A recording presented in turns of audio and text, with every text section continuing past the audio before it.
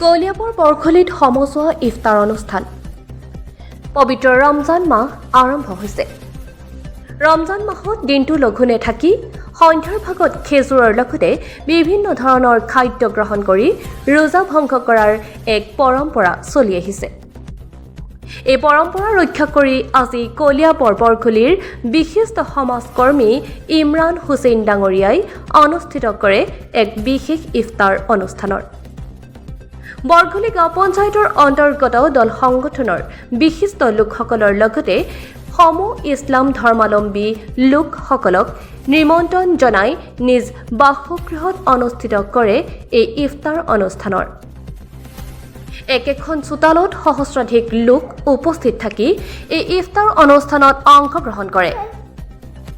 বিশিষ্ট সমাজকৰ্মীগৰাকীৰ বাসগৃহৰ পৰাই শান্তি সম্প্ৰীতি বিশ্ব কল্যাণৰ বাবে সমজুৱাভাৱে দুৱা প্ৰাৰ্থনা কৰে ৰোজাদাৰসকলে। আৰু লগতে ইমৰান হুছেইনৰ এনে পদক্ষেপক একেমুখে শলাগ লৈছে সচেতন মহলে। News desk report, news time digital.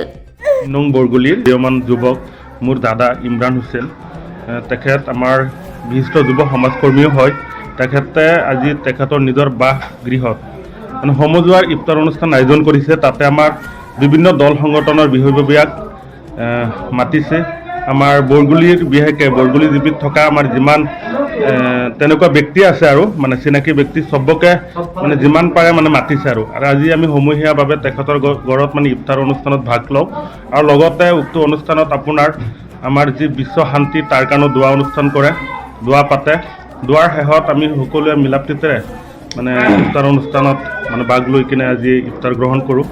আৰু বিশেষকৈ তেখেতৰ যি আজি প্ৰচেষ্টা, যি চেষ্টা যে সমজুৱাৰ ইফতাৰ অনুষ্ঠান পাতিছে, সকলোৱে মানে একেমুখে তেখেতৰ শলাগ লৈছে যে যুৱ সমাজকৰ্মী হিচাপে তেখেতৰ আজি যি মানে আপোনাৰ কাৰ্যসূচী গ্ৰহণ কৰিছে, তাতে বৰগুলিবাসী হিচাপে আমি সকলোৱে মানে গৌৰৱান্বিত যে এনেকুৱা সঁচা কথা ইফতাৰ অনুষ্ঠান পাতিব লাগে। আমি যুৱ সমাজকৰ্মীসকলে মানে ইফতাৰ অনুষ্ঠানৰ জৰিয়তে আমাৰ বিশেষকৈ শংকৰ আজানৰ যি মিলনভূমি, যি ভাতৃত্ববোধ, যি আমাৰ এক এনাজৰী, সেইখিনি যাতে মানে বান্ধন হৈ থাকে তাৰে কামনাৰে আমাৰ দুৱা অনুষ্ঠানো হৈছে।